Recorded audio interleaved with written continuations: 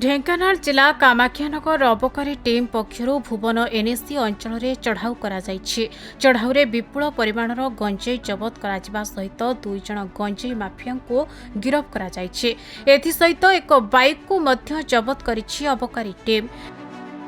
गिरफ अभियुक्त माने हेले भुवन एनएसी 15 नंबर वार्डर हिमांशु बेहेरा एवं 14 नंबर वार्डर बांछानिधि पृष्टि।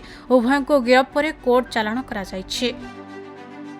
हिमांशु चढ़ाऊ बेले 7 किलो 500 ग्राम एवं बांछानिधि 8 किलोग्राम गंजेई सह गोटे बाइक जबत करा चढ़ाऊ कामाख्यानगर अबकारी टीम और जिला मोबाइल स्क्वाड सामिल रही।